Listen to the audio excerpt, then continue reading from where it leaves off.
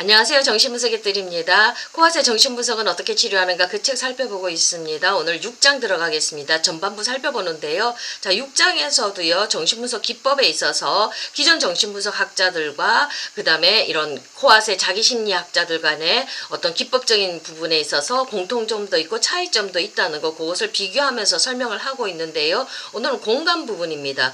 우리 이 상담하시는 분들에게 있어서 공감이라는 거 굉장히 중요하지요. 우리가 내담자들하고 이렇게 공감을 잘 해줄 때 치료적인 상황이 잘 진전되어지지요. 자, 이 공감에 있어서 자기심리학 학자들과 그 다음에 기존 정신분석 학자들이 어떻게 틀린가에 대해서 조금 설명해 두고 넘어가고 있습니다. 그 부분을 오늘 한번 살펴보도록 하겠습니다. 자, 코아스는요, 정신분석 상황하고요, 분석 기법에 있어서 자기심리학이 고전적인 모델에서 벗어난 것은 아니라고 얘기를 하고 있습니다. 똑같이 전이를 분석하고 그 전이를 해소하는 거 목표로 두고 있죠. 네. 근데 자기심리학자가 좀 더 편안하고요. 좀 더 깊은 거울 반응을 해줄 수 있고 정서적 반응을 보다 좀 더 자유롭게 제공하면서 친밀하고 자연스러운 분위기를 연출한다고 그렇게 설명을 합니다. 좀 더 따뜻하다는 얘기지요. 자, 그 이유는요. 공감을 더 자유주 사용한다거나 다른 동료들보다 공감에 더 능숙하기 때문이 아니라고 설명을 합니다. 그보다는 자기심리학을 통해서 그의 이론적 이해가 인간에 대한 심리 구조에 대한 이해가 좀 더 확장됨에 따라서 그 사람을 이해하는 정도가 깊어지니까 공감의 능력의 범위가 더 확장되어져서 더 잘 공감해 줄 수 있다 이런 얘기를 합니다. 그러니까 이론에 따라서 공감을 할 수 있는 범위 능력이 우리가 확장되기 때문에 우리가 내담자들에게 좀 더 따뜻하게 해줄 수 있고 치료적인 성과가 더 좋다고 이런 얘기를 하고 있습니다.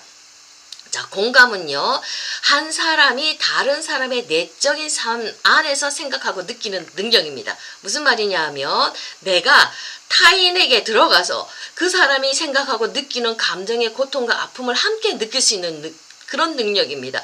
내 입장에 따라서, 내 생각에 따라서, 내 관점을 따라서 그 사람을 느끼고 경험하는 것이 아니라 그 사람의 입장에서 그 사람이 생각하는 것, 그 사람의 삶 속에서 느끼는 아픔들, 그런 정서적인 것들을 함께 느낄 수 있는 능력입니다. 굉장히 고차원적인 인간의 정서적인 그런 감흥, 센서 반응이죠. 자, 근데 요 공감의 능력은요, 개인적으로 차이가 있다고 합니다. 이거 당연히 차이가 있죠. 아주 센시티브하게 공감을 잘 하시는 분들이 있습니다. 근데 우리 같이 상담을 하는 분들 중에서도 공감의 능력이 조금 떨어져서 아주 고민이 많으신 분들도 있거든요. 근데 이게 그렇게 치료자로서 아주 이게 절대적인 그런 갖춰야 될 요건은 아니라고 그렇게 코아스는 얘기를 하고 있습니다. 이론적인 이해가 있으면 우리가 공감의 능력은 얼마든지 발달할 수 있다고 우리 코아스는 이렇게 설명을 하고 있습니다. 그러니까 이 코아스는 우리 공감의 능력이 발달 경로를 따라서 변화한다고 이렇게 얘기를 하고 있습니다. 자, 근데 이 공감의 능력은 처음 언제부터 시작되느냐면 엄마하고 아기와의 관계 속에서 시작합니다. 이제 삶을 시작하지요. 그러면 아기는 엄마하고 이제 관계를 맺습니다. 근데 이게 정서적 상태가 처음에는 완전히 융합된 상태죠. 그래서 굉장히 위험합니다. 무슨 얘기냐면 엄마가 불안하면 아이는 그대로 같이 느껴버린다는 얘기입니다. 그러니까 엄마가 불안한 그 정도를 아이가 빨리 지각하고 인지하기 때문에 이 아이의 정서도 불안해 엄마의 정서에 완전히 그냥 압도되어져 버리죠. 아직 이 자아가 그 불안이라든지 공포라든지 우울을 이렇게 조절할 만한 능력이 없지 않습니까? 그러니까 공감에 의해서 엄마의 것을 느끼는 이 공감의 능력에 의해서 완전히 범람하는 거죠. 압도되어져 버리죠. 그래서 완전한 공감, 완전히 융합된 상태에서 공감을 한다는 건 굉장히 위험합니다. 그렇지만 아이가 조금 약화된 공감을 만나야 되는 거예요. 한번 걸러진 공감을 만나야지 아이가 정서적인 발달이 잘 된다는 얘기입니다. 자, 무슨 얘기냐면 아기가 불안해하지요. 그러면 엄마는 아기가 느끼는 불안을 감지하고요. 아기를 꼭 안아주고 달래어줍니다. 자, 이런 반응을 해주면 아기는 엄마로부터 이해받다고 느끼면서 동시에 마음이 이렇게 진정이 되어주죠. 근데 이때 엄마는 아기의 불안을 완전하게 100% 그렇게 공감하는 것이 아니라 약화된 일부의 공감만을 해주는 겁니다. 아이가 불안하다는 것은 느끼지만 무슨 얘기냐면 아이는 불안하지만 엄마는 자기 중심을 갖고 있는 거예요. 100% 아이하고 공감된 상태는 아닌 거예요. 아이의 불안을 느끼면서도 엄마의 감정을 조절하는 능력은 계속 살아있는 겁니다. 그래서 아이의 불안을 엄마가 느끼면서 엄마의 정서가 안정된 정서로 이것을 불안을 잘 소화해서 괜찮아 괜찮아 우리 뭐시기 배고파서 우는구나 무서워서 우는구나 이렇게 해서 도닥도닥거리면서 엄마의 잘 조율된 감정을 아이에게 돌려줄 때 우리 아이가 그 불안을 통제하는 것들을 불안을 조절하는 법들을 배워나가게 되는 거죠. 그러니까 엄마가 같이 막 불안해버리면 아이가 압도당하는 거지요. 이렇게 되면 우리 아이는 너무나 엄마의 불안에 공감적인 반응으로 너무나도 그 반응이 불안하니까 그 다음부터는 엄마하고 아이가 정서적인 벽을 쌓아버리는 겁니다. 엄마하고 소통을 안 하는 겁니다. 너무 불안하고 무서우니까 차단해버리고 어떤 반응적인 정서적인 이런 공감의 소통 정서적인 소통 수단을 딱 벽을 쌓아버리니까 아이에게 공감의 능력은 더 이상 발달되어지지가 않는 거지요. 자, 요런 엄마, 너무 불안한 엄마가 공황으로, 아이가 막 불안하고 힘든데 엄마 자체도 막 공황으로 날뛰어버려버리면 우리 아이가 더 무서워버리는 겁니다. 조절하는 능력이 전혀 없는 상태거든요. 요런 때 우리 아이들은 점점 정서적으로 차단되어버리고 엄마가 더 이상 소통 안 하는 거거든요. 너무 무서우니까.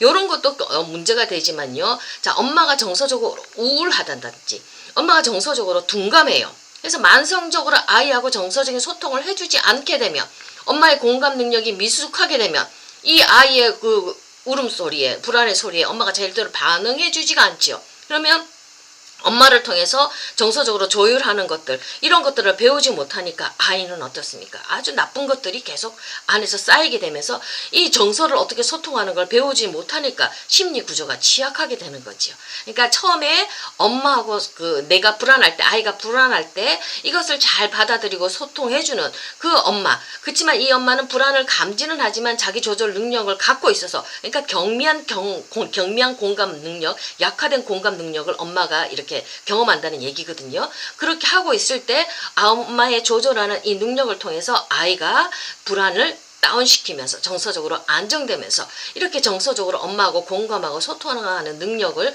아이가 계속 배워서 발달시켜 나간다는 얘기입니다. 그러니까 아이가 불안하고 힘들 때 엄마가 같이 날뛰면 안 돼요.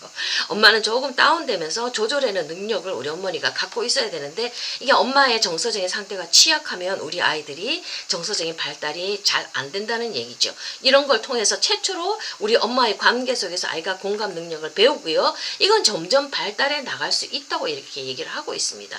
자, 이게 이론을 배우면서 우리의 공부를 하는 걸 통해서 이 사람의 상황에 대한 이해를 하게 되면 조금 더 내 이해도가 깊어지면 나의 그 사람에 대해서 상황에 대해서 공감하는 능력들이 조금 더 깊어진다고 이렇게 코아스는 얘기를 하고 있거든요. 자, 코아스는요 공감 능력이 편차가 있다고 얘기를 했습니다. 그렇지만 이거는 분석가로서 어떤 개인의 능력을 결정하는 데 핵심적인 요인은 아니라고 했습니다. 우리는 배움을 통해서 얼마든지 공감의 능력을 배워나갈 수 있다고 코아스는 얘기를 하고 있습니다.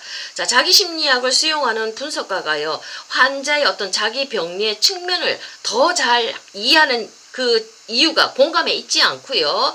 자, 그가 공부를 했어요. 이론을 배웠어요. 자기 심리학을 배웠어요. 이런 확장된 이론적 이해가 환자를 이해하는데 아주 도움이 되고 그 환자의 고통이 뭔지 아픔이 뭔지 이 이해를 기반으로 해서 공감의 범위가 확장되어진다고 얘기를 합니다. 그래서 이 확장된 범위 속에서 우리가 교감을 하니까 우리가 내담자를 더 잘 이해할 수 있다고 이렇게 코아시 얘기를 하고 있습니다.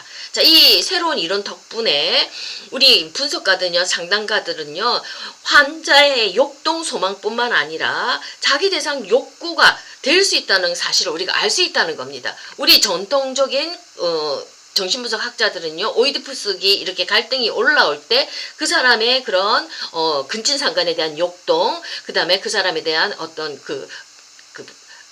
공격성에 대한 욕동들을 막 올라오지 않습니까? 존속 살해에 대한 욕동들이 막 올라오지 않습니까? 이런 환자의 욕동 소망에 대해서 그거에 대한 초점을 가지고 네가 그런 건 오이디푸스도 갈등이 잘 해결이 안 되어졌기 때문에 이러면서 해석을 해주거든요. 근데 이거는 어떤 뭔가 문제가 있다, 병리가 있다는 관점으로 바라보기 때문에 우리 내담가들이 이렇게 해석에 대해서 저항을 한다는 겁니다. 이렇게 뭔가 못마땅하고 은연중에 이렇게 불만을 갖는다는 얘기입니다. 근데 자기 심리학자는 그게 너의 그 욕동의 소망 때문에 그런 것이 올라오는 게 아니라 네가 이전에 성장하고 싶었던 욕구가 있었는데 그게 네 엄마 아빠가 잘 안 해줬겠던 그 멈춰졌던 성장에 대한 욕구가 이런 걸 통해서 올라오는 거야. 너가 그렇게 자라고 싶고 성장하고 싶은 욕구가 그 속에 담겨 있는 거야. 이런 식으로 해석을 해준다는 겁니다. 그러면 이런 이론을 가지고 성장에 대한 욕구를 가지고 그걸 해석해 줄 때 조금 내담자들이 저항하는 것들이 반항하는 것들이 이렇게 불편해하는 감정들이 조금은 다운이 된다는 얘기입니다. 긍정적인 시각으로 그 사람의 욕동을 이해해 주지 않습니까? 그 사람의 소망을 이해해 주지 않습니까? 그래서 훨씬 더 이런 이해 때문에 내담자를 향하는 이런 이해의 범위가 넓어졌기 때문에 훨씬 더 내담자를 긍정적으로 내담자의 그런 어떤 어려움들을 바라볼 수가 있고 내담자를 좀 더 따뜻하게 공감해 줄 수가 있고 내담자를 좀 더 편안하게 해주기 때문에 분석 치료 속에서 이 사람들이 치유되는 그런 효과가 훨씬 더 잘 나온다고 이렇게 코앗이 얘기를 하고 있습니다. 자, 공감 굉장히 중요한 거거든요. 근데 우리가 이 공감이 없어서 걱정하시는 분들도 그 능력이 떨어지시는 분들도 내가 이론적인 공부를 더 많이 해서 이 인간 심리 구조에 대한 이해가 깊어짐에 따라서 이론을 기반으로 사람들을 바라봤을 때 좀 더 확장된 개념을 가지고 그 사람의 내면을 이해할 수 있기 때문에 이게 훨씬 더 중요하다고 그렇게 우리 코앗은 얘기를 하고 있습니다. 감사합니다. 오늘 여기까지 하겠습니다.